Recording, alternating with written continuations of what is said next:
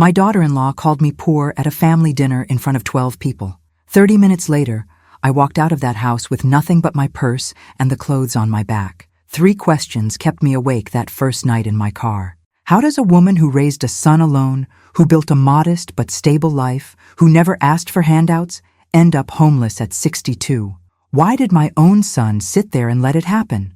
And what was in that envelope my neighbor slipped into my coat pocket as I left? The one I was too numb to open until the library opened the next morning? I need to tell you this story, because what happened next changed everything. I thought I knew about loyalty, about family, and about what a mother owes herself when the people she loves decide she's disposable. If this story has already touched your heart, subscribe now, leave a like, and tell me in the comments what city you're watching from. The dinner was supposed to celebrate my son Michael's new promotion. He'd just made senior vice president at a downtown consulting firm. His wife Vanessa had been planning it for weeks. She sent a group text with the date circled in red, and a note that said, "Dress nicely.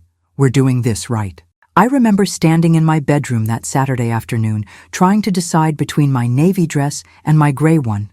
Both were 10 years old, but clean and pressed. I chose the navy because it had long sleeves and my hands shake when I'm nervous. They'd been shaking more since Michael and Vanessa bought their house in Lincoln Park 2 years earlier. The visits had become less frequent, the phone calls shorter. There was always a reason. Work was busy. Vanessa was tired. They were renovating the kitchen. They were planning a trip. Each excuse felt reasonable on its own, but together they formed a pattern I didn't want to see.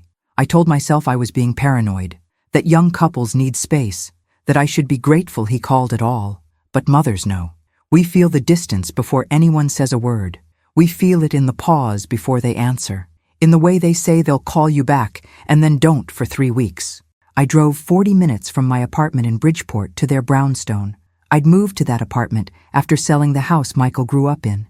It was too big for one person, and the property taxes kept climbing. The sale gave me enough to pay off my car and put some away for retirement. Not much, enough to breathe a little. I worked part-time at a community college in the admissions office, $15 an hour, health insurance, a small pension building. It wasn't wealth, but it was stable. I'd worked hard for stable. The route took me past the old house. I didn't plan it that way. It was just the fastest route, but every time I drove past, I'd slow down and look. The new owners had painted it cream instead of white. They'd replaced the shutters, added landscaping. It looked better than when we lived there. That hurt in a way I couldn't explain, like even the house had moved on without me. Vanessa answered the door in a cream silk blouse and black pants that looked expensive. Her hair was blown out smooth, her nails were perfect. She wore a bracelet that caught the light. Gold, real gold probably. She smiled, but her eyes didn't quite reach mine. "Come in," she said. "You're the last one here. Everyone's in the living room." My stomach tightened. I hadn't realized I was late. The invitation said 6. It was 5:58. I stepped inside and smelled roasted garlic and wine. The house was warm and beautifully decorated. Soft lighting, fresh flowers on the hall table, framed art I didn't understand, but nodded at anyway. The living room was full. Michael's colleagues from work, Vanessa's book club friends, her parents who lived in Evanston and drove a Mercedes. I recognized most of the faces from Michael's wedding 3 years ago. They were drinking wine from real crystal. Not the kind you get at department stores, the kind you inherit or buy at specialty shops. There was a charcuterie board on the coffee table that probably cost more than my weekly grocery budget. Prosciutto, 3 kinds of cheese, olives, crackers arranged in a fan. Someone had spent time on this. Someone who had time to spend. Michael stood near the fireplace talking to 2 men in expensive sweaters. He saw me and waved, but didn't come over. That should have been my first warning. The old Michael would have walked over immediately, would have introduced me to everyone, would have made sure I felt included. This Michael just waved and kept talking. I felt something shift in my chest, a small crack. Nothing dramatic, just a hairline fracture that would grow wider as the night went on. Vanessa handed me a glass of white wine. I don't remember what kind, something with a French name on the label. I took a sip, and it tasted cold and sharp. The conversations around me were about things I didn't understand. Market analysis, quarterly projections, a new restaurant in River North that had a 6-week wait list. I stood near the bookshelf and pretended to look interested in the spines. Most of them looked unread. The kind of books you buy to fill shelves, to signal something about yourself to visitors. Dinner was served at 7. The dining room table was set with white linens and gold-rimmed plates. There were place cards. Mine was at the far end of the table next to Vanessa's mother, Gloria. She was a retired professor, smart, polite in a way that felt like a test, the kind of woman who used big words casually and watched to see if you understood them. We made small talk about the weather and the traffic on the Kennedy. I complimented the roast. Vanessa had made it herself. She'd taken a cooking class at the French Culinary Institute. She was very proud. She explained the technique she'd used, something about searing and then slow roasting.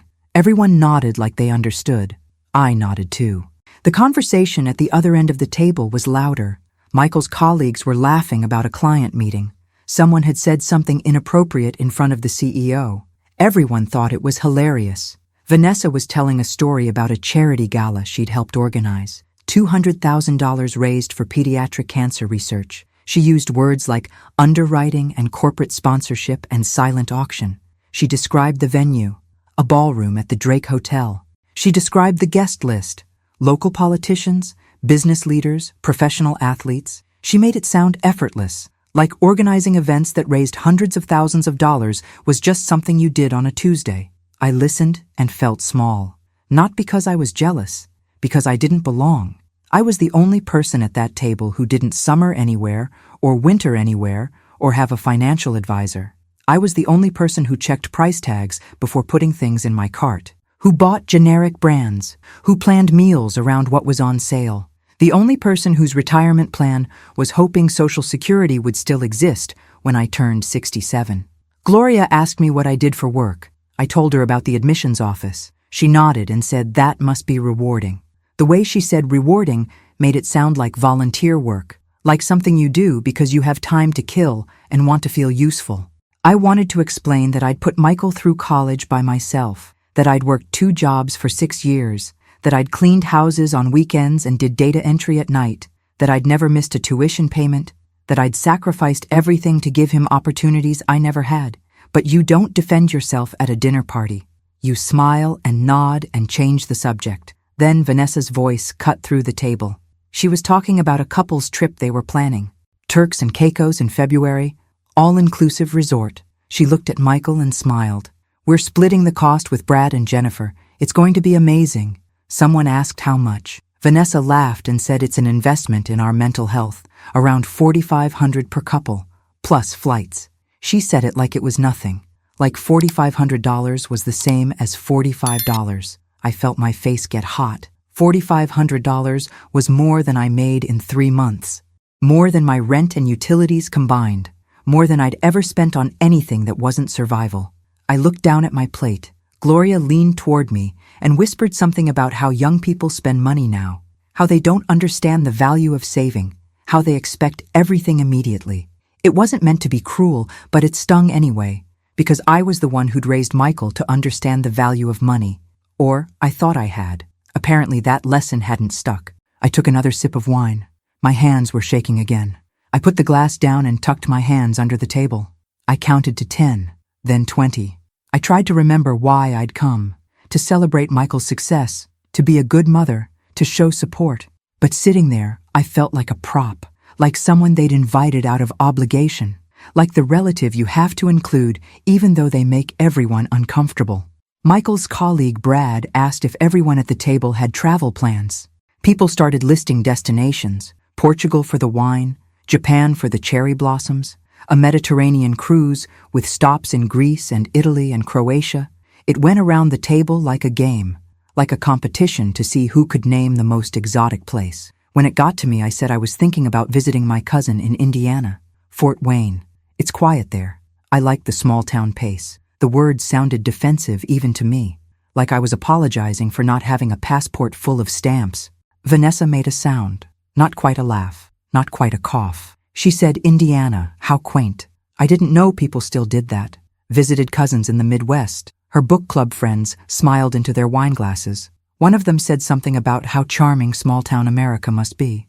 The way she said charming made it sound like a museum exhibit, something you look at but don't touch. Then Brad's wife Jennifer asked me if I'd been anywhere exciting recently. I said no, not really. I've been saving. She asked what for. I didn't know how to answer that. Saving felt like reason enough. For emergencies, for car repairs, for the gap between now and when Social Security starts, for the possibility that something might go wrong and I'd need a cushion. But I couldn't say that out loud. Not at this table. Not to these people who probably had 6 months of expenses sitting in checking accounts. So I said, I'm just careful with money. I like having a buffer. Vanessa set her fork down. She looked at Michael and then at me. Her voice was light, but her words were sharp. That's one way to put it, she said. Some people are careful. Some people are just poor. The table went quiet. I heard someone's fork scrape against a plate. I heard the air conditioning hum. I heard my own heartbeat in my ears. My chest felt tight. I looked at Michael. He was staring at his hands. His face was red, but he didn't say anything. He didn't defend me. He didn't tell his wife she was out of line. He just sat there. Vanessa continued. She said, I'm not judging. It's just different priorities. Some people prioritize experiences and growth. Some people prioritize safety. Both are valid, but let's call it what it is. She smiled. It was the kind of smile that made you feel like you were the joke, like everyone was in on it except you. She reached for her wine glass and took a sip. Then she changed the subject. She asked Brad about his firm's new office space, and just like that, the conversation moved on. Like nothing had happened. Like she hadn't just called me poor in front of a room full of strangers. Like I wasn't sitting there with my face burning and my hands shaking. I finished my dinner in silence. I chewed and swallowed and didn't taste anything. I helped clear plates when people were done. I thanked Vanessa for the meal. My voice was steady even though my hands weren't. Michael walked me to the door. I waited for him to say something, to apologize, to tell me Vanessa didn't mean it that way, to acknowledge what had just happened. He said, thanks for coming, Mom. Drive safe. His voice was flat, like he was reading from a script. Then he closed the door. I sat in my car in their driveway for 10 minutes. The engine was running, but I couldn't move. My neighbor Ellen had come to the dinner with her husband Greg. They lived 2 doors down from Michael and Vanessa. Ellen knocked on my window. She asked if I was okay. I said I was fine, just tired. She opened my passenger door and sat down. She didn't say anything for a minute.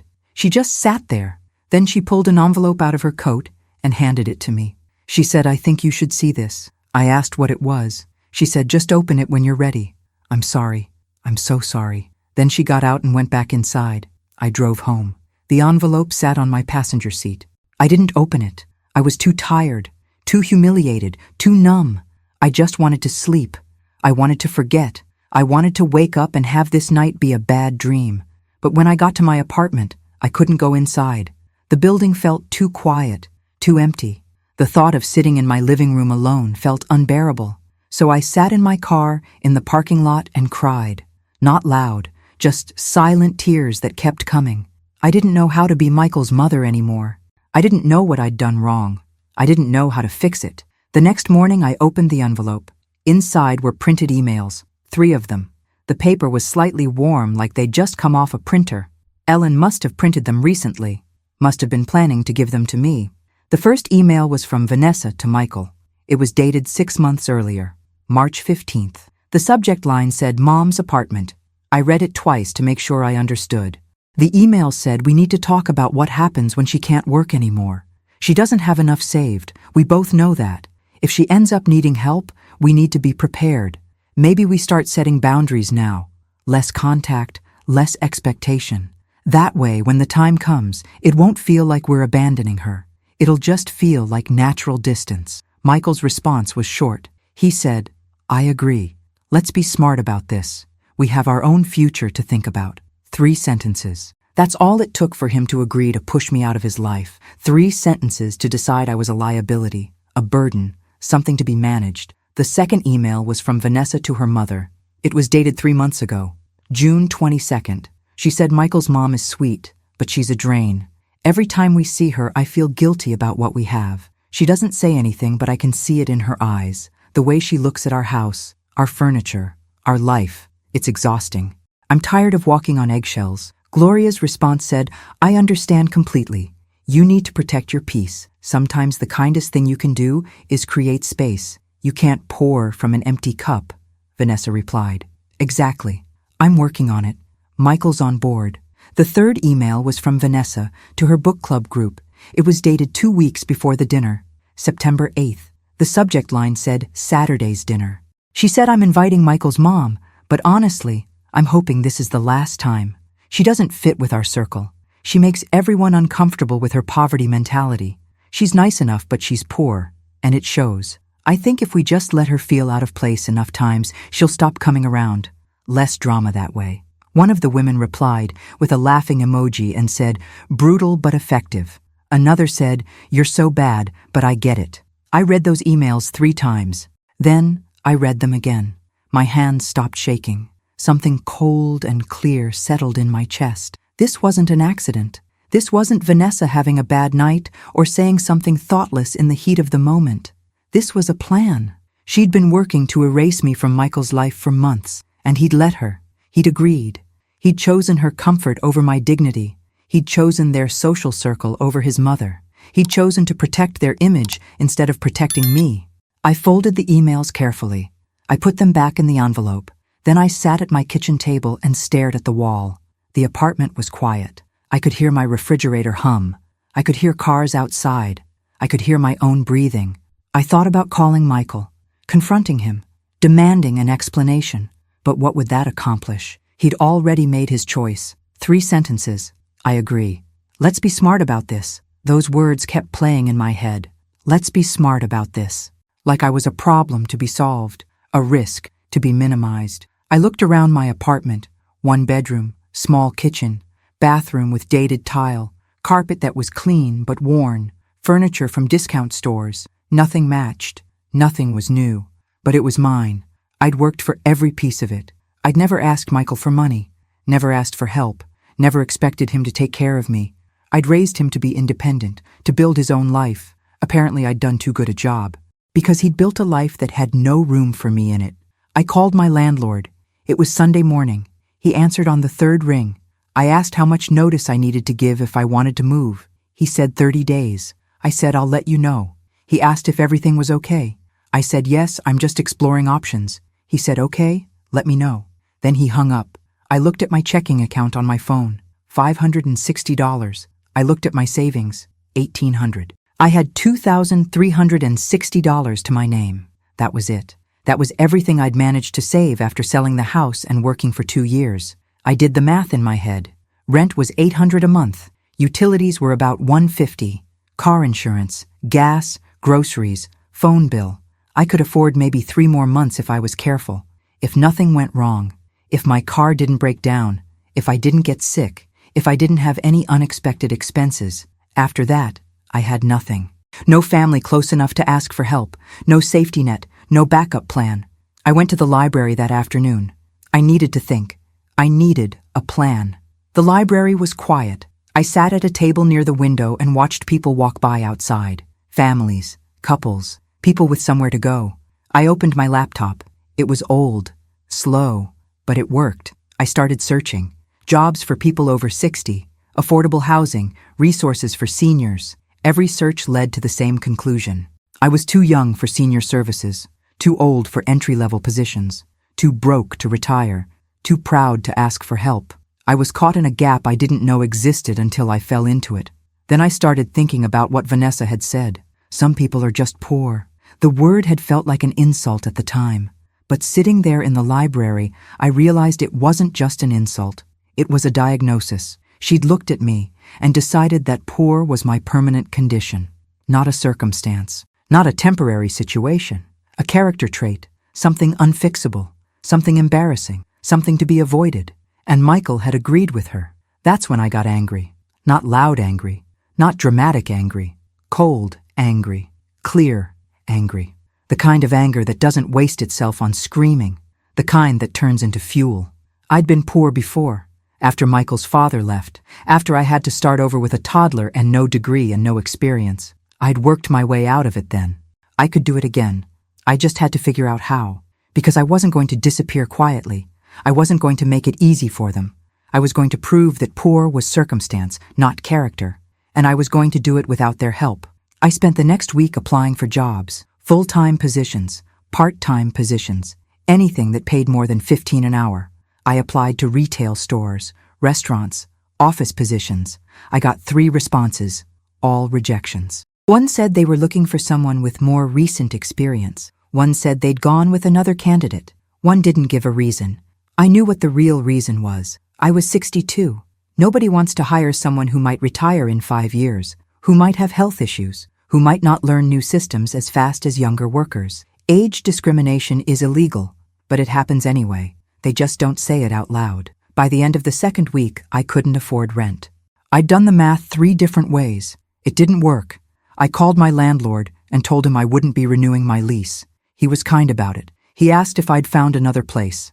I said yes. That was a lie. He said he'd return my security deposit minus cleaning fees. I thanked him. Then I started packing. I didn't have much. Clothes, books, some dishes, photos. I gave most of it to a donation center. I kept what fit in my car. 2 suitcases, a box of papers, the photos. That was it. That was my life reduced to what I could carry. The night before I had to be out, I slept on the floor. I'd already donated my bed. I used my winter coat as a blanket. The apartment echoed. Every sound was louder, my footsteps, my breathing, the pipes.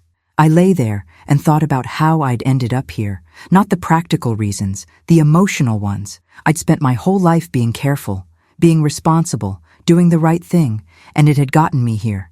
62 years old, sleeping on the floor of an empty apartment, about to be homeless. The American dream felt like a cruel joke. The next morning, I loaded the last box into my car. I did one final walkthrough. The apartment looked bigger, empty, cleaner, ready for the next person. Someone younger, probably. Someone with a future that looked brighter than their past. I locked the door. I slipped the key through the mail slot like the landlord asked. Then I got in my car and drove. I didn't have a destination. I just drove. I ended up at a 24-hour grocery store parking lot in Rogers Park. It was well lit. The security guard was friendly. He nodded at me when I pulled in. I nodded back. I parked in a corner spot away from the entrance, but still visible. I'd read online that you want to be visible, but not conspicuous. Visible for safety, not conspicuous, so you don't get asked to move. I reclined my seat. I pulled my coat over myself. I tried to sleep. It didn't work. The seat was uncomfortable. The parking lot was loud, cars coming and going, shopping carts rattling. Someone was arguing near the entrance. I lay there with my eyes closed and pretended to sleep until the sun came up. That was the first night. The first of 30 nights I'd spend sleeping in my car before things changed. I'm not going to tell you it was an adventure. It wasn't.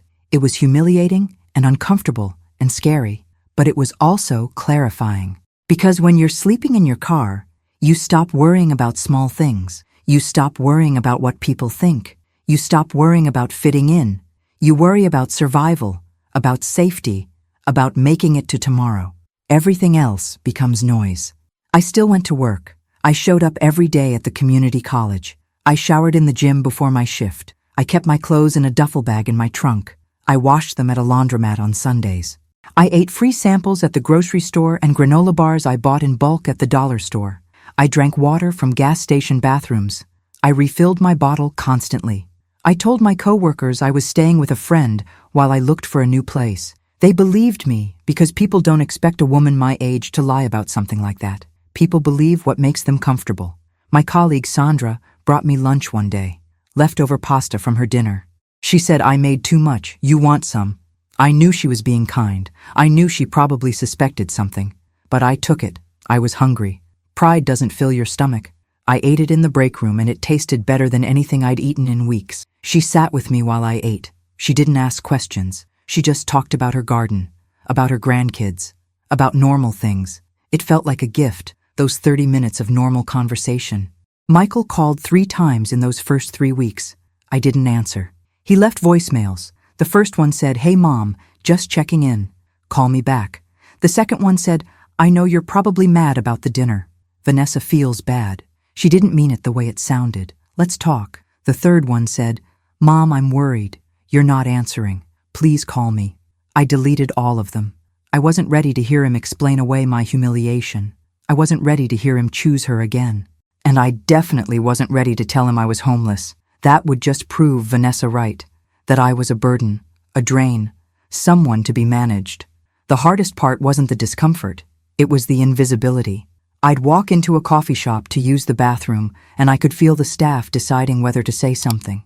A woman my age sitting in a car in a parking lot, clearly not shopping, clearly just existing. They'd watch me walk in. They'd watch me walk to the bathroom. They'd watch me leave without buying anything. Most of them didn't say anything. A few would ask if I needed help. What they meant was, "Do you belong here? Are you going to cause problems?" I'd smile and say I'm fine, just waiting for someone. The lies came easier each time. I'd sit in the public library for hours. It was warm. It had bathrooms. Nobody bothered you. I'd read. I'd use the computers. I'd watch other people come and go. Students doing homework. Parents with young kids at story time. Elderly people reading newspapers. I wondered if any of them could tell. If I looked homeless. If I smelled homeless. I'd go to the bathroom and check. My hair was clean. My clothes were clean. But there was something in my eyes. A tiredness that soap couldn't wash away. A defeat I couldn't hide. But something else happened during those weeks. I started noticing things I hadn't seen before. I'd park near real estate offices and watch agents come and go. They wore nice clothes, but not too nice. Professional, but approachable. They drove decent cars. Nothing flashy. They carried folders and talked on their phones about closings and showings and offers. They seemed busy. They seemed confident. They seemed like they made money. Not wealth, but stability, independence, the things I used to have. One morning, I walked into an office on Halsted. It was small, 2 desks, some photos of houses on the walls. A woman at the front desk looked up. She was probably in her 30s, blonde hair, friendly smile. She said, "Can I help you?" I said, "I'm wondering if you're hiring." She looked at me like I'd asked her to solve a calculus problem. She said, "Do you have a real estate license?" I said, "Not yet." She said, "Come back when you do." She wasn't rude, just matter of fact. But that phrase stuck with me. Come back when you do. Like it was possible. Like it was something I could actually get. I went back to the library. I looked up how to get a real estate license in Illinois. The requirements weren't as complicated as I'd expected. You had to take a 75-hour pre-licensing course. Then you had to pass a state exam. Then you had to find a brokerage willing to sponsor you. The course cost $350. I looked at my bank account. I had $412 left in savings. If I spent $350 on the course, I'd have $62 left. Not enough for another week of gas and food. If I didn't spend it, I'd have $412. Still not enough for anything meaningful. Still not enough to change my situation. I sat in the library for an hour staring at my phone, trying to decide. The practical voice in my head said, "Don't do it. You need that money. You need food. You need gas. You need to survive." But another voice said, "This is your only chance. If you don't do something different, you're going to be sleeping in your car in 6 months, in a year, until your car breaks down or you get too old or too sick to keep going. This is the door. Walk through it or give up." Those were the only options. I signed up for the course. I paid the $350. I watched my savings drop to $62. Then I opened the first module. It was called Introduction to Real Estate Practice. I sat in the library and read about agency relationships, about fiduciary duty, about how agents represent clients and help them buy and sell property. It was dry, technical, but it made sense. I understood it. For the first time in weeks, I felt something other than fear. I felt curious. I felt capable. I felt like maybe I could do this. I worked through the modules every night. I'd park in the grocery store lot. I'd plug my phone into a portable charger I'd bought at the dollar store. I'd sit in my car with the interior light on and study. Contracts, disclosures, fair housing law, zoning, property taxes. Some of it was boring. Some of it was interesting. All of it felt like a lifeline, like something solid I could hold on to. I finished the course in 3 weeks, faster than I'd expected. I scheduled the exam for the first available date. It was 2 weeks away. It cost $60. I paid it. That left me with $2 in savings. 2 weeks to study. 2 weeks to survive on $2. I couldn't do it. The math didn't work. I needed gas to get to work. I needed food. I needed something. I swallowed my pride. I went to a food pantry. It was in a church basement in Edgewater. I'd driven past it 100 times. I never thought I'd walk in. The volunteers were kind. They didn't ask questions. They just gave me a bag. Canned soup, rice, pasta, peanut butter, bread. It was enough for a week. Maybe more if I was careful. I thanked them. I walked to my car. I put the bag in my trunk. Then I sat behind the wheel and cried. Not because I was ashamed, because I was grateful, and that gratitude felt unbearable. The exam was in a testing center in Schaumburg. I drove there on a Tuesday morning. I'd barely slept the night before. My back hurt from the car seat.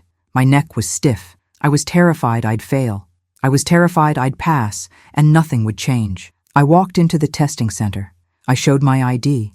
I sat at a computer in a small room with 8 other people. Everyone looked younger than me. Everyone looked more confident. I put on the headphones they gave me. I started the exam. 2 hours. 140 questions. Multiple choice. Some were easy. Some made me second-guess myself. I worked through them methodically. I didn't rush. I didn't panic. When I finished, I had to wait 10 minutes for the results. Those were the longest 10 minutes of my life. I sat there staring at the screen that said processing. I thought about everything that had led here. Michael's dinner, Vanessa's words, the emails, the car, the library, the food pantry.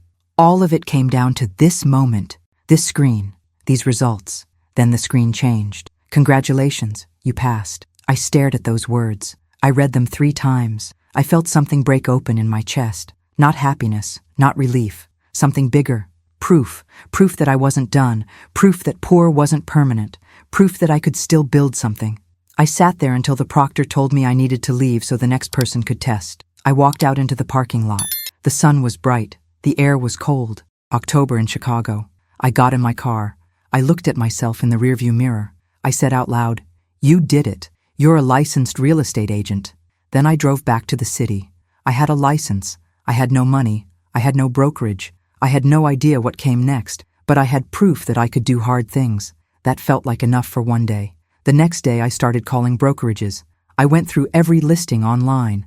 I wrote down names and numbers. I practiced what I'd say. "Hi, my name is Sarah Mitchell. I just got my real estate license and I'm looking for a brokerage to join. I'm new, but I'm hardworking and committed."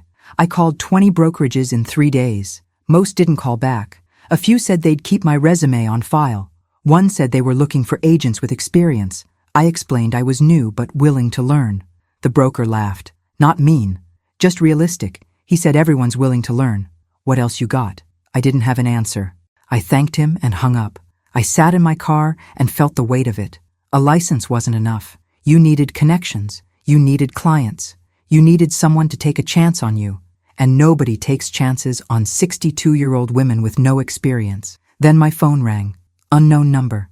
I almost didn't answer, but I'd been applying to so many places I thought it might be a callback. I answered. A woman's voice said, "Is this Sarah?" I said yes. She said, "This is Ellen, Michael's neighbor. I've been trying to reach you.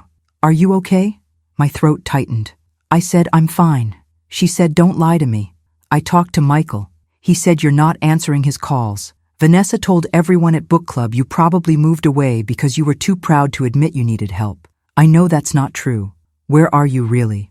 I didn't say anything for a long time. The silence stretched. Finally I said, "I'm living in my car.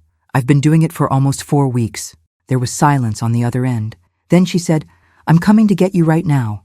"Where are you parked?" I told her the grocery store on Ashland. She said, "Don't move. I'll be there in 20 minutes. I'll be in a silver SUV. I said, "Ellen, you don't have to." She said, "Yes, I do." Then she hung up. She pulled up 23 minutes later. I watched her park next to me. She got out and opened my passenger door. She looked at the duffel bag in my back seat, the blankets, the empty water bottles, the portable charger, the bag from the food pantry. She didn't say anything at first. She just stood there taking it in. Then she said, "You're staying with me." No arguments. I started to protest. She held up her hand. She said, "My husband travels for work 3 weeks a month. The house is too big. I have a guest room that nobody uses. You can stay as long as you need. No rent, no pressure. Just get yourself together." I started crying. Not quiet crying. Real crying. The kind that shakes your shoulders. She got in and hugged me. She said, "It's okay. You're going to be okay." I moved into Ellen's guest room that afternoon. It was on the 2nd floor of her brownstone. It had a real bed with a thick comforter, a window that looked out on the street, a closet, a dresser, things I'd taken for granted my whole life. I took a shower that lasted 40 minutes. I washed my hair 3 times. I stood under the hot water and felt my body relax for the first time in a month. My shoulders dropped, my jaw unclenched. I forgot what hot water felt like, what safety felt like, what walls felt like. I cried in the shower, long and hard, letting out everything I'd been holding in.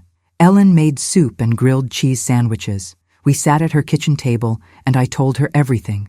About the dinner, about the emails, about sleeping in my car, about the real estate license. She listened without interrupting. When I finished, she said, "You're not done. You're just starting, and I'm going to help you." I said, "You've already helped me." She said, "No, I gave you a place to sleep. I'm going to help you build something. There's a difference." Ellen worked in property management. She managed a portfolio of 12 rental buildings on the north side. She knew landlords, she knew investors, she knew people who flipped houses, she knew the real estate world. The next morning, she made a phone call. She talked to someone named Frank. She said, "I have someone you should meet. New agent, sharp, needs a break. Can you give her a listing?" He must have said something. She said, "Yes, I trust her. Give her one shot. If she messes up, it's on me." She hung up and looked at me. She said, "Get dressed, professional, but not fancy. You're meeting Frank in an hour." I said, "Who's Frank?" She said, "He's been in property management for 40 years. He has a listing. A condo in Rogers Park. The owner wants to sell fast. It needs work, but it's priced right. If you can sell it, he'll give you more." I said, "Ellen, I don't have a brokerage yet. I can't legally represent anyone." She said, "We'll figure that out. First, let's see if you can sell." We drove to a coffee shop in Lincoln Square. Frank was already there. He was probably 65, gray hair, reading glasses hanging around his neck. He wore khakis and a polo shirt. He looked like every property manager I'd ever seen. Practical, no nonsense. Ellen introduced us. He shook my hand. He had a firm grip. He said, "Ellen says you're hungry." I said, "I am." He said, "Good. Hungry is better than experienced. Experience makes you lazy. Hungry makes you work." He pulled out a folder. Inside were photos of a condo. Small one-bedroom, 3rd floor, walk-up building. The photos weren't good. Dark, grainy. The condo looked rough. Stained carpet, old appliances, cracked tile in the bathroom. He said owner wants $55,000. I said he'll be lucky to get 40. Frank smiled. He said, "That's what I told him." He wouldn't listen. "You tell him." I said, "I don't think he'll listen to me either." Frank said, "Then make him listen. That's your job." He gave me the owner's number. He gave me keys to the condo. He said, "Show it.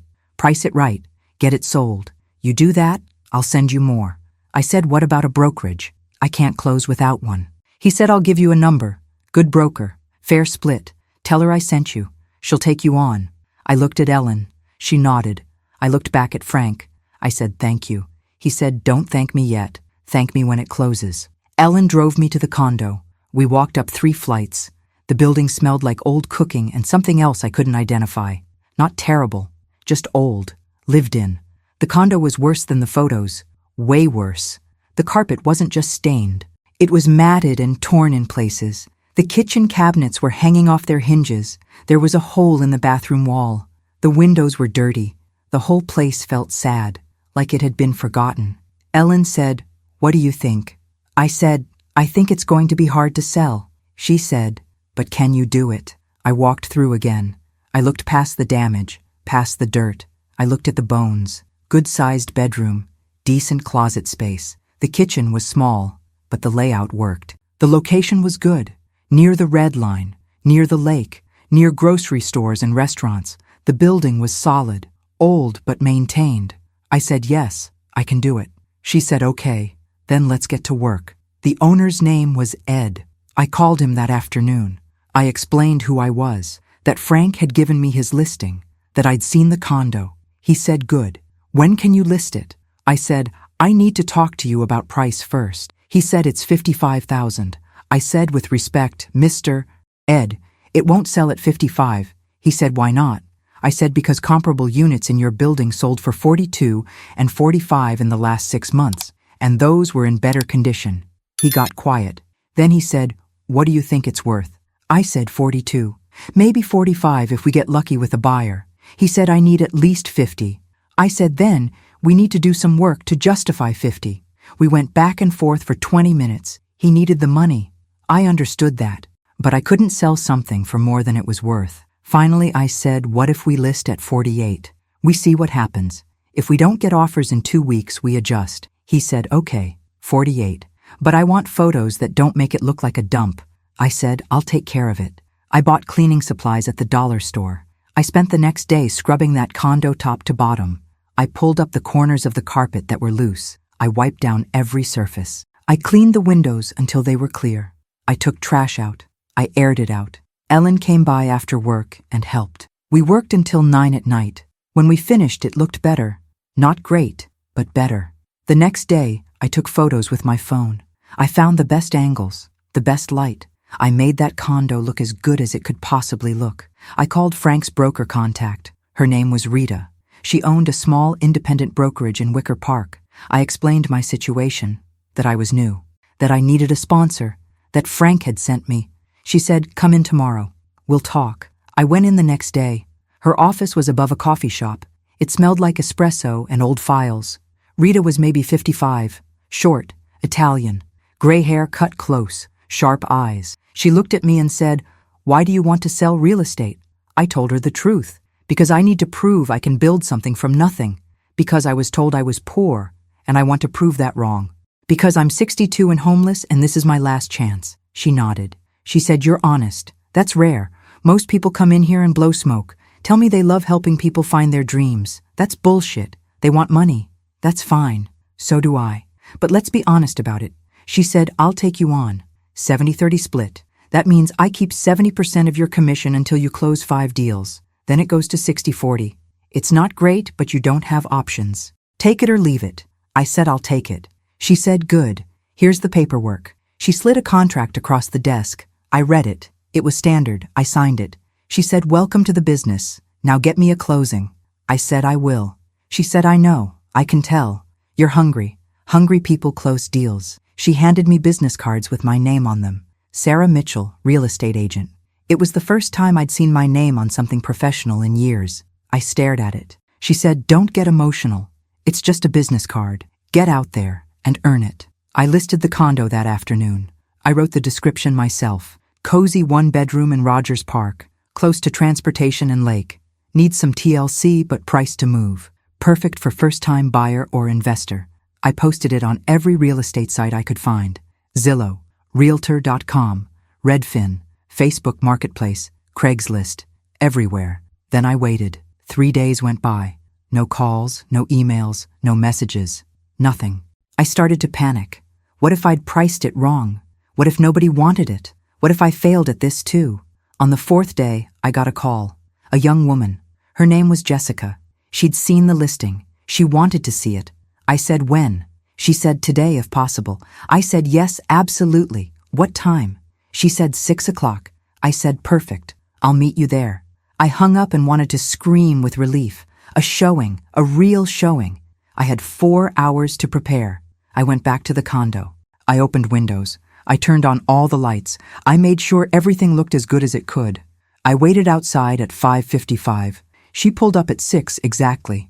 Jessica was probably 25. She came with her boyfriend. His name was Tyler. They were teachers. They'd been saving for 2 years. This was the first place in their budget. I unlocked the door. I let them walk through. I didn't talk too much. I'd read that buyers need space to imagine themselves in a place. I pointed out the good things, the closet space, the location, the solid building.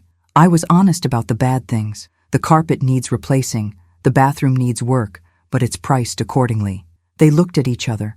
They whispered. Then Jessica asked, can we see it again tomorrow? I said, of course. They came back the next day. They asked about the building, about the other units, about parking. I answered everything honestly. I didn't oversell. I didn't make promises I couldn't keep. They said they needed to think about it. I said, take your time, but keep in mind at this price it won't last long. That was true. Good deals move fast. They called me that night. They wanted to make an offer. $42,000. I called Ed. I explained the offer. He countered at 45. They came back at 43. We settled at 44. We were in contract. The closing process took 38 days. Those were the longest 38 days of my life. Every day, something could go wrong. The inspection, the appraisal, the lender. Each step was a hurdle. I checked my email every hour. I called the title company twice a week. I stayed on top of everything. Jessica and Tyler were nervous first-time buyers. I held their hands through the whole thing. I explained every document. I answered every question at midnight if that's when they texted. Rita said, "You're babysitting them." I said, "Yes, that's my job." We closed on a Friday afternoon in November. I met Jessica and Tyler at the title company. They were excited and terrified. We sat in a conference room. The title agent walked them through the paperwork, stack after stack of documents. Sign here, initial here. Here's what this means. They signed everything. Then the agent handed them keys. She said, "Congratulations, you're homeowners." Jessica started crying. Tyler hugged her. I felt something in my chest. Not pride, not accomplishment, relief. I'd done it. I'd actually done it. The agent handed me a check. 3% of $44,000, $1,320. After Rita's 70-30 split, I got $396. It wasn't much, but it was mine. I'd earned it. I walked out of that title company and sat on a bench outside. The November wind was cold.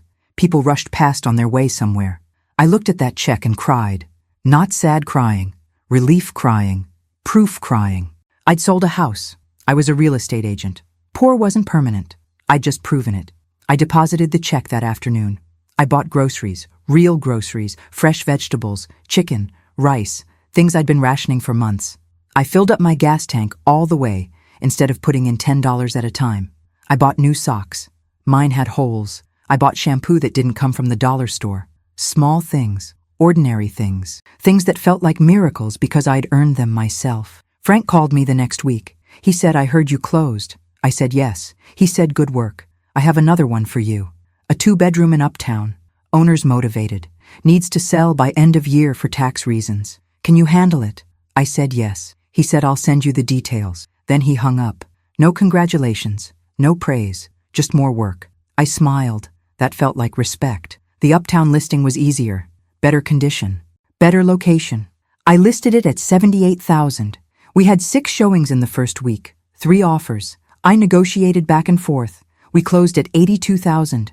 My commission after Rita's split was $738. 2 closings in 6 weeks. I was building momentum, building a reputation. Frank started sending me more listings. Rita started noticing. She said, "You're doing good. Don't get cocky." I said, "I won't." She said, "Good. Cocky agents lose clients." I moved out of Ellen's house in January, not because she asked me to leave, because I could afford my own place again. I found a 1-bedroom in Andersonville, $650 a month, small but clean. It had a window in the kitchen and a parking spot. I signed the lease with my real estate income, my own income. I bought a used couch from Craigslist, a table and 2 chairs from a thrift store, dishes from Target. I made it a home, my home. Nobody could take it away from me. Ellen helped me move. It didn't take long. I still didn't have much, but it was more than I'd had sleeping in my car. She stood in my new living room and looked around. She said, "I'm proud of you." I said, "I couldn't have done it without you." She said, "Yes, you could have. You just would have taken longer. You would have found another way. That's who you are. You don't quit." I hugged her. I said thank you for seeing that when I couldn't. I closed 3 more deals in February, 2 in March. I was working 60-hour weeks, showing properties every evening and weekend, calling clients, following up, learning, getting better. Rita moved me to 60-40 split after my 5th closing. She said, "You've earned it. Keep going." I bought a newer used car in April. Nothing fancy. A reliable Honda with low mileage. I traded in my old car. I drove the Honda off the lot and felt something shift. I wasn't just surviving anymore. I was building. Actually building. Michael called me in March. It was the first time I'd heard his voice in 5 months. I almost didn't answer, but something made me pick up. He said, "Mom." I said, "Michael." He said, "I need to talk to you. Can we meet?" I said, "About what?" He said, "About everything. About the dinner. About what happened after." I said, "I'm busy." He said, "Please, I'll come to you. Anywhere you want." I said, "Fine. Saturday, 11 o'clock. There's a coffee shop in Bucktown. I'll text you the address." He said, "Thank you." I hung up before he could say anything else. I got to the coffee shop early. I ordered black coffee. I sat by the window and waited. He arrived exactly at 11. He looked different, thinner, older. His suit was nice, but it didn't fit right anymore. Like he'd lost weight and hadn't bothered to get it altered. He saw me and waved. He ordered coffee and sat down across from me. For a minute, neither of us spoke. Then he said, "Thank you for meeting me." I said, "What do you want, Michael?" He said, "I want to apologize." I said, "Okay, apologize." He took a breath. He said I was wrong about everything. About the dinner, about the emails, about letting Vanessa treat you that way, about choosing our image over you. I was scared and weak, and I made terrible decisions. I've been in therapy. I'm trying to understand why I did what I did, but I know why doesn't change what happened. I hurt you. I abandoned you when you needed me, and I'm sorry. I said, "Okay." He said, "Is that all you're going to say?" I said, "What do you want me to say, Michael? That I forgive you. That everything's fine now. It's not fine. You let your wife call me poor in front of strangers. You agreed to push me out of your life. You closed the door on me. I was homeless. Do you understand that? I was sleeping in my car." His face went white. He said, "What?" I said I was homeless for a month, sleeping in my car, showering at gyms, eating at food pantries, because I couldn't afford rent after you and Vanessa decided I was too embarrassing to include in your life. He started crying. I said, Don't cry. You don't get to cry. You made choices. Now live with them." He said, "I didn't know." I said, "You didn't want to know. There's a difference." He wiped his eyes. He said, "What can I do? How can I make this right?"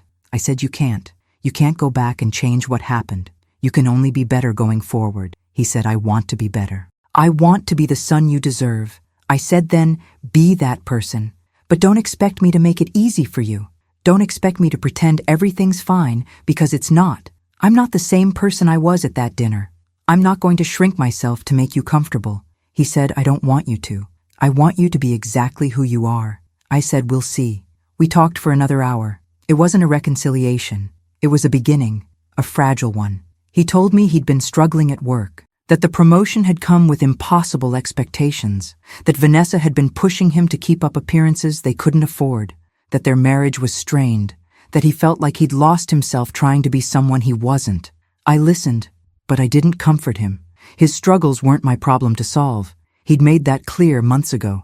He asked if he could call me. I said yes, but don't expect me to fix things for you. I'm not your safety net anymore. I'm your mother. There's a difference. He said, "I understand." He asked what I was doing now. I said, "I'm a real estate agent. I'm building my own business." He looked surprised. He said, "That's amazing." I said, "Yes, it is." He said, "I'm proud of you." I said, "Don't be. You gave up the right to be proud when you chose her over me. That's going to take time to earn back." He nodded. We finished our coffee. He walked me to my car. He saw the Honda. He said, "New car." I said, "New to me. I bought it myself." He said, "You always were stronger than me." I said, "Yes, I was." Then I drove away. Spring turned to summer. I kept working. I joined a local real estate networking group. I met other agents. I learned from them. I started building referral relationships. Other agents would send me clients who were looking in my area. I'd send them clients looking in theirs. I took a weekend course on negotiation, another on staging. I invested in myself, in my education, in my business. Every month I closed more deals. Every month my income grew, not dramatically, but steadily. That steadiness felt more valuable than any windfall. Rita called me into her office in July. She said, "You've closed 17 deals in 8 months. That's impressive for a new agent, especially one your age." I said, "Thank you." She said, "I'm going to do something I don't usually do. I'm moving you to 50-50 split. You've earned it. And I'm giving you desk space in the office, real space. Not just a corner. You're becoming one of my top producers. Don't let it go to your head." I said I won't. She said, "Good. Now get out of here and close some more deals." I moved into the office the next week. It was small, just a desk and a chair and a filing cabinet. But it was mine. I put a plant on the desk. I hung my license on the wall. I bought a good coffee maker for the break room. I made that space mine. Other agents started asking me questions. "How did you get that listing? How did you negotiate that deal?"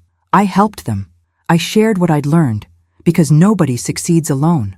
Everybody needs somebody to give them a chance. Ellen gave me one. Frank gave me one. Rita gave me one. Now I could be that person for someone else. Michael started calling regularly, once a week, sometimes twice. We'd talk for 20 or 30 minutes, about work, about life, about nothing important. He never mentioned Vanessa. I never asked. It felt like we were learning to be in each other's lives again, but different, without expectations, without the weight of the past, just two people who shared history trying to figure out what came next. Then in October, everything changed. Michael called on a Tuesday afternoon. His voice sounded different, tight, scared. He said, "Mom, I need to tell you something." I said, "What?" He said, "I lost my job." I said, "When?" He said, 3 weeks ago. I said, "Why are you just telling me now?" He said, "Because I was embarrassed. Because I thought I'd find something else quickly. Because I didn't want you to think I was asking for help." I said, "Are you asking for help?" He said, "No. I just wanted you to know." I asked what happened. He explained slowly. There'd been an ethics violation at his firm. He wasn't directly involved, but he'd signed off on something he shouldn't have. He'd trusted the wrong person. He'd been fired along with 3 other executives. He said, "I'm trying to find another position, but the market's tight. Nobody wants to hire someone who got fired for ethics violations, even if they weren't directly responsible." I said, "How are you managing financially?" He said, "We're living off savings. We'll be okay for a few months. Maybe longer if we're careful." I said, "And Vanessa?" He said, "She's working. She does PR consulting. But it's not enough to cover the mortgage and everything else." I said, "I'm sorry. I mean that." He said, "Thank you." We talked for a few more minutes. Then he said, "I should let you go. You're probably busy." I said, "Michael, if you need help, you can ask." He said, "I'm not asking." I said, "Okay, but the offer's there." He said, "Thank you, Mom. That means more than you know." 3 weeks later, I got another call. This time, it was Vanessa. I didn't recognize the number. I answered thinking it was a client. She said, "Sarah, it's me. It's Vanessa." I almost hung up, but something in her voice stopped me. She sounded small, broken. I said, "What do you want?" She said, "I need to talk to you. I know I have no right to ask. I know what I did, but I don't have anyone else to call." I said, "Talk." She said, "We're in trouble, real trouble. Michael lost his job 3 months ago. We've been living off savings. Now the savings are gone. We're 2 months behind on the mortgage. The bank sent a foreclosure notice. We have 30 days to catch up or they'll start proceedings. We need $14,000. We don't have it. Michael's parents won't help. My parents won't help. We've asked everyone we can think of. Nobody will loan us money." I said, "Why are you calling me?" She said, "Because you're the only person I know who might help, even though I don't deserve it." I said, "You're right. You don't deserve it." She started crying. She said, I know what I did. I know what I said. I'm a terrible person. I humiliated you. I tried to erase you. And now I'm calling you begging for help. It's pathetic. But I don't know what else to do. We're going to lose everything." I said, "I don't have $14,000 sitting around." She said, "I know. I'm not asking for money. I'm asking for advice. You work in real estate. Is there anything we can do?" I was quiet for a long time. Part of me wanted to hang up, to let them face the consequences of their choices. They'd treated me like garbage. Now they were drowning and wanted me to save them. But another part of me remembered my first night in the car, remembered the fear, the shame, the feeling that your life is spiraling and you can't stop it. I wouldn't wish that on anyone, not even Vanessa. I said, "I can help you, but not the way you think. I can't give you $14,000. What I can do is help you sell the house, fast, before foreclosure hits your credit and destroys everything. We can list it, price it right, get it sold in 30 days. You'll walk away with something, maybe not much, but something. It's better than losing everything." She was quiet. Then she said, "How much would we walk away with?" I said, "I don't know. I'd have to run the numbers. But honestly, probably not much, maybe nothing. But nothing is better than foreclosure. Foreclosure follows you for years, makes it nearly impossible to rent or buy again. This way you walk away clean." She said, "Okay, when can we start?" I said, "I'll come by tomorrow. I need to see the house. I need to pull comps. We need to price this right or it won't sell in time." She said, "Thank you." I said, "Don't thank me yet. This is going to hurt. You're going to lose the house you spent 3 years making perfect. You're going to walk away with nothing or close to nothing. That's hard." She said, "I know, but it's our fault. We made choices. Now we're facing consequences." I said, "Yes, you are. I'll see you tomorrow at 10. I drove to their house the next morning. It was the first time I'd been back since the dinner. I sat in my car for a minute before getting out. The house looked the same. Beautiful brownstone, neat landscaping, expensive neighborhood. But now I knew it was all borrowed, all leveraged, all about to collapse. Vanessa answered the door. She looked different. No makeup, hair pulled back, dark circles under her eyes. She wore sweatpants and an old t-shirt. She looked like someone who'd given up on appearances. She said, "Thank you for coming." I said, "Let's get to work." She showed me around. The house was still beautiful. Hardwood floors, renovated kitchen, high-end appliances, 3 bedrooms, 2.5 baths. They'd put money into it. Good money. But money they didn't have. I asked how much they owed. She said $590,000. I asked what they bought it for. She said $620. I pulled out my phone. I looked at recent sales in the neighborhood. The market had shifted. Interest rates were climbing. Buyers were nervous. Houses were sitting longer. The comps weren't good. I said comparable homes in this neighborhood have sold for $560 to $600 in the last 3 months. She said we bought it for $620 3 years ago. I said, "I know, but the market's different now." She said, "So we'll lose money."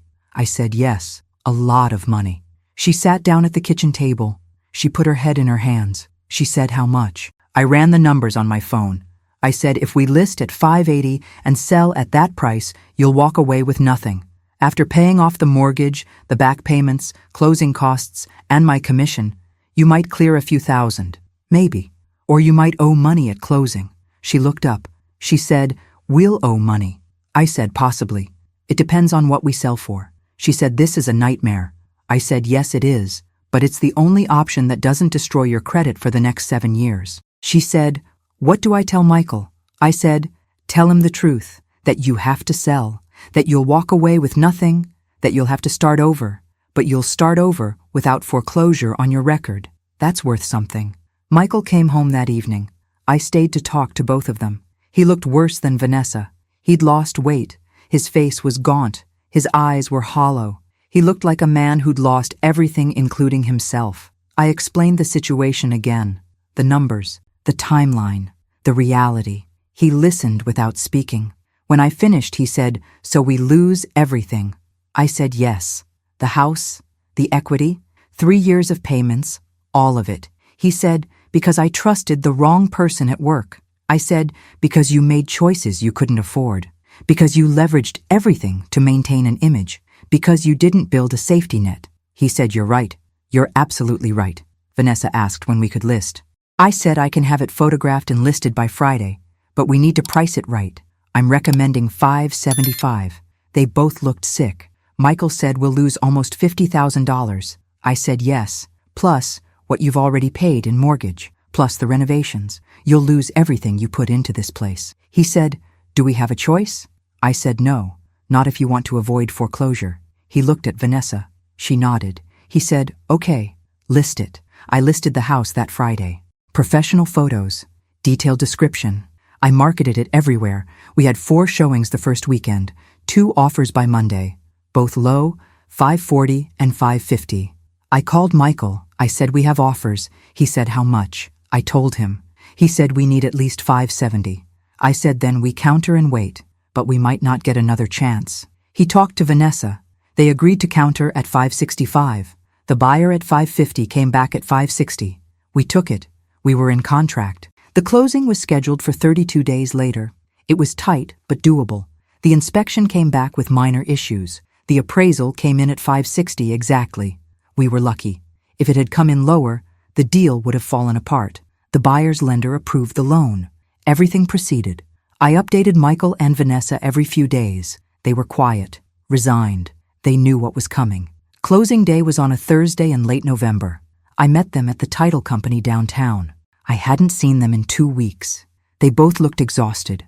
Michael wore a suit that was too big. Vanessa wore a simple black dress and no jewelry. They looked like people attending a funeral. In a way they were. The funeral of the life they'd tried to build. The life they couldn't afford. The life that had required pushing me out to maintain. We sat in the conference room. The title agent walked them through the paperwork. Stack after stack of documents. Sign here, initial here. Here's what this happens. They signed everything mechanically. No emotion, no conversation, just signatures. When it was done, the agent did the final accounting. Sale price, $560,000.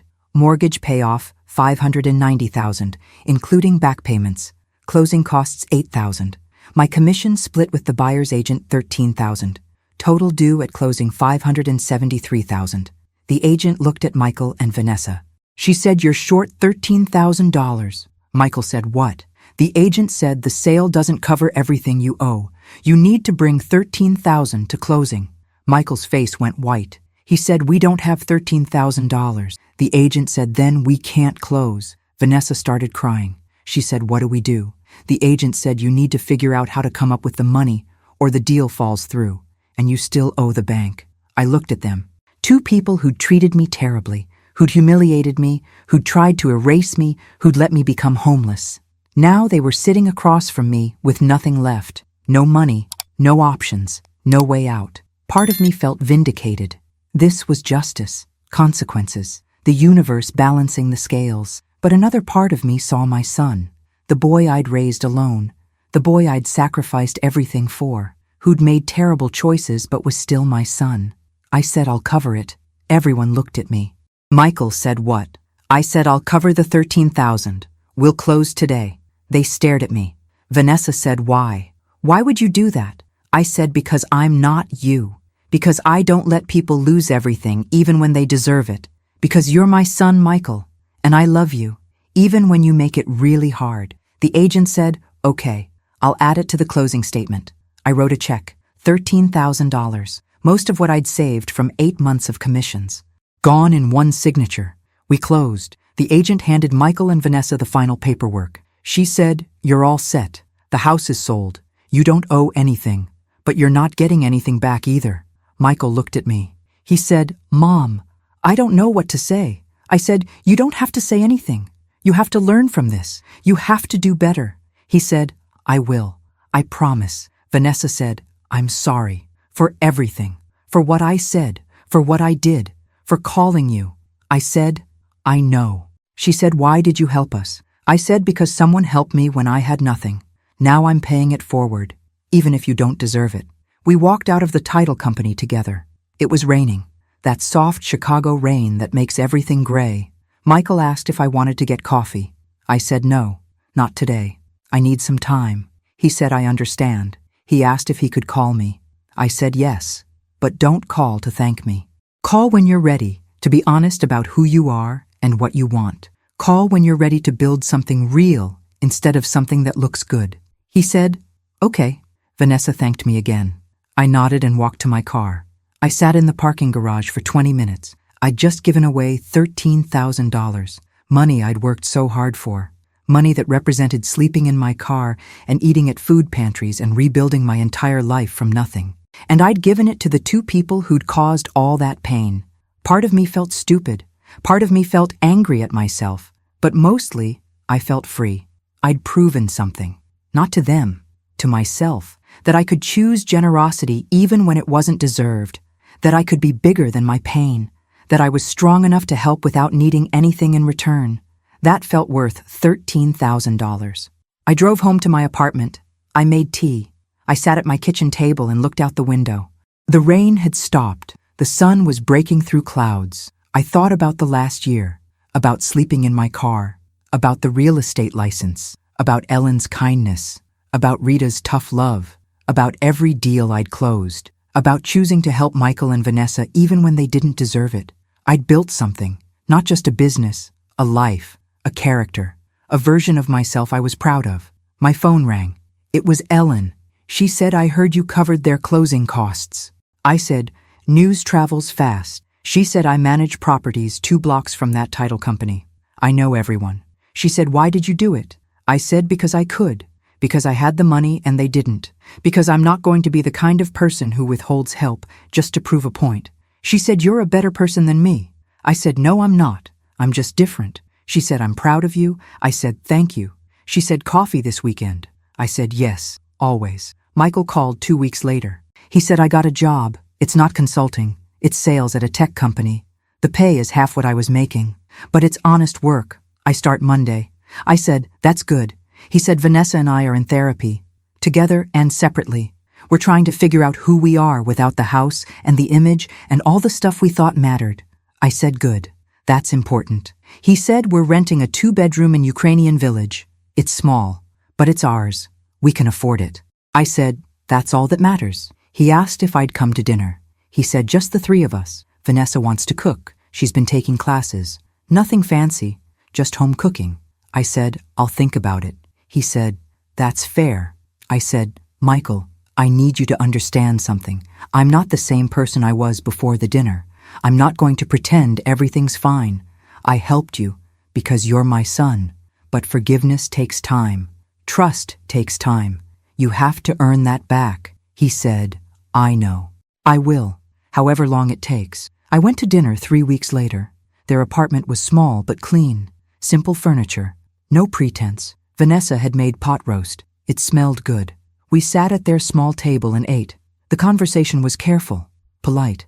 We talked about work, about the neighborhood, about nothing deep, but it felt real, more real than the fancy dinner at their brownstone. After dinner, Vanessa said, I've been wanting to say this. You saved us, not just financially. You showed us what real strength looks like, what real character looks like. I spent so much time judging you for having less.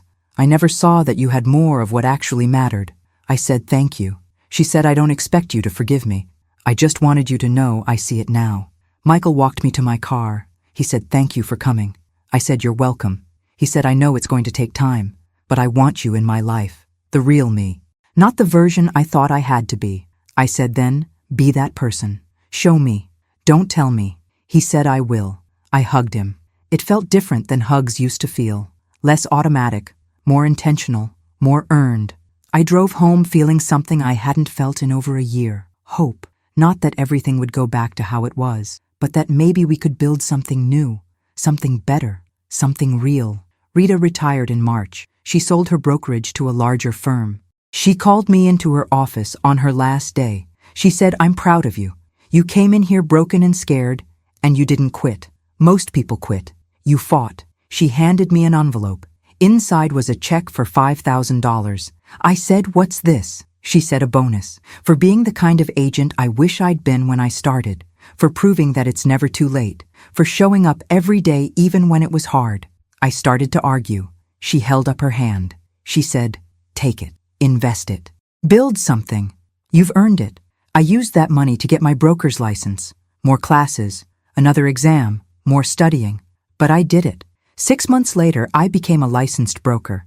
That meant I could open my own brokerage, hire my own agents, build my own business. I started small, just me and 2 other agents.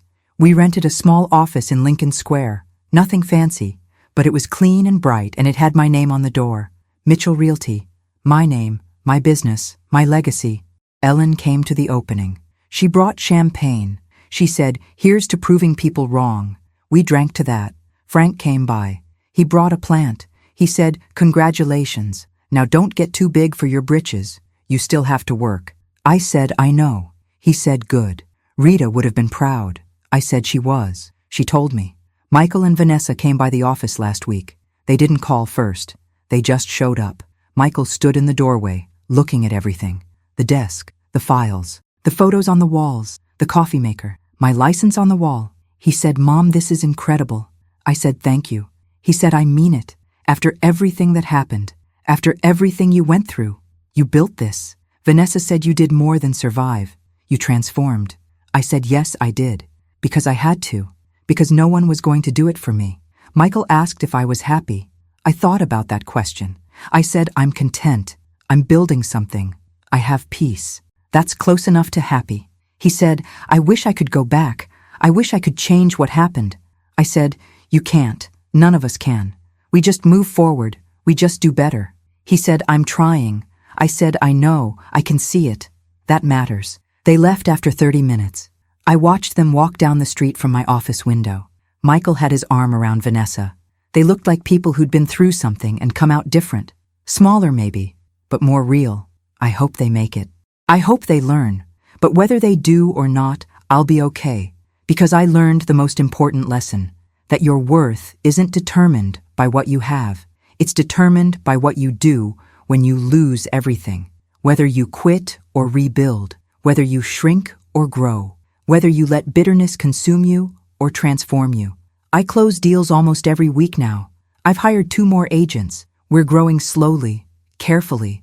I'm teaching them what Rita taught me, what Ellen showed me. What sleeping in my car proved to me. That hungry is better than comfortable.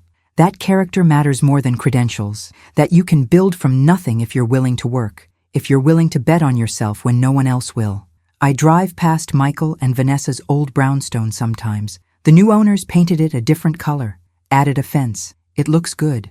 I don't feel anything when I see it. No anger, no sadness, just distance. That house was part of a different life. A life where I measured my worth by whether my son needed me. Now I measure it by whether I need myself. And I do. I need myself to show up, to work, to build, to keep going, to be the woman who survived and turned that survival into something meaningful. Ellen asked me last week what I'd tell someone going through what I went through. I said I'd tell them it's going to hurt worse than you think. You're going to want to give up, but don't. Because on the other side of that hurt is a version of yourself you didn't know existed. A stronger version. A version that doesn't need anyone's permission to take up space. That version is worth fighting for. I've been thinking about the future, about what comes next. I want to grow the brokerage, open a second location, hire agents who are starting over, people who think it's too late, people who've been told they're not enough. I want to show them what I learned. That late doesn't exist. That enough is a lie. That you can build from nothing if you're willing to work. If you're willing to look at rock bottom and say, not here, not now, not anymore. Michael asks me to Thanksgiving every year. I've gone twice, declined once. It depends on how I feel, on whether I'm ready, on whether I want to sit at a table with people who once decided I didn't belong. It's getting easier. The wounds are scarring over, but scars don't disappear. They just become part of your story. Part of your proof that you survived something that should have destroyed you. What I know now is this. The woman who walked out of that dinner 18 months ago doesn't exist anymore. She died in that grocery store parking lot. Someone else was born there. Someone harder, someone smarter, someone who knows that survival isn't pretty. It's not a movie.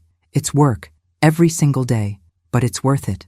Because at the end of that work, you get to look in the mirror and know you didn't quit. You didn't disappear. You built something real, something yours, something no one can take away.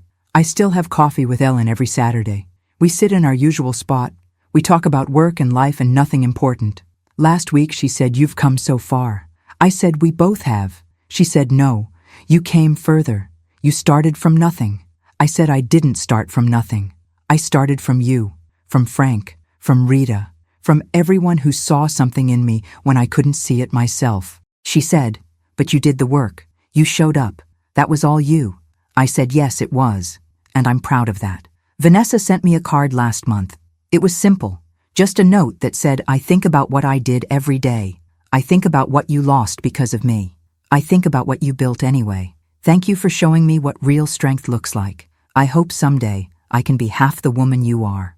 I put the card in a drawer. I didn't throw it away. But I didn't frame it either. It exists. That's enough for now. Forgiveness is a process, not an event. I'm somewhere in the middle of that process. Some days I'm closer to forgiving than others. That's okay. There's no timeline, no deadline, just progress. Slow and uneven, but real. I look at my life now, and sometimes I can't believe it's mine. The office with my name on it, the agents who trust me, the clients who refer me to their friends, the apartment that's small but safe, the car that runs, the savings account that grows slowly every month. These things that used to feel impossible now feel normal. That's the miracle. Not that I got here, but that being here feels sustainable, like I can keep going, like I built something with a foundation that won't collapse the first time the wind blows. I'm 64 now, closer to retirement age than I've ever been. But I don't think about retiring. I think about building, about growing, about helping more people, about proving that age is just a number and late is just a lie we tell ourselves. I've got agents in their 70s. One just got her license at 68. She was a teacher for 40 years. She wanted something new, something different. She reminds me of myself 2 years ago. Scared but determined. Unsure but willing. I told her the same thing Rita told me. Show up, don't quit. The rest will figure itself out. Last week, a young couple came into my office. First-time buyers. Nervous. Excited. Limited budget. They reminded me of Jessica and Tyler, the couple who bought my first listing. I showed them 3 properties. The third one was perfect. Small condo. Needs some work, but priced right. Good location. They loved it. We wrote an offer. It got accepted.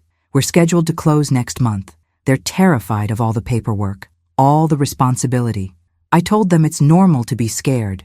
Buying a house is scary, but it's also the beginning of something, a foundation, a home, something yours. They asked how long I'd been doing this. I said almost 2 years. They looked surprised. They said, "You seem like you've been doing it forever." I said, "No, I'm just someone who learned what matters, who learned that foundation is more important than facade, that real is more valuable than impressive, that you build from the ground up or you don't build at all." I closed that deal yesterday. Another commission, another proof that I can do this, that I'm not just surviving, I'm thriving, not in the flashy way, in the quiet way, the sustainable way, the way that doesn't require me to pretend to be something I'm not, the way that lets me sleep at night, knowing I earned everything I have, knowing I helped people, knowing I showed up honestly and did good work. That's worth more than any brownstone in Lincoln Park, more than any exotic vacation, more than any image I could try to project. Michael called this morning. He said I got a promotion, not senior VP, just manager, but it's a step up, better pay, more responsibility. I said, "Congratulations." He said, "I wanted you to be the first person I told." I said, "I'm honored." He said, "You taught me something, Mom. Through all of this, you taught me that falling isn't the end. It's just the middle. The end is what you build after you fall." I said, "Yes, it is." He said, "I'm building something real now, something I can be proud of, not because of the title or the money, because it's honest." I said, "That's all that matters." If this story has touched your heart, subscribe now, leave a like, and tell me in the comments what city you're watching from. That helps us keep sharing stories of strong women, families, and the unexpected turns of life.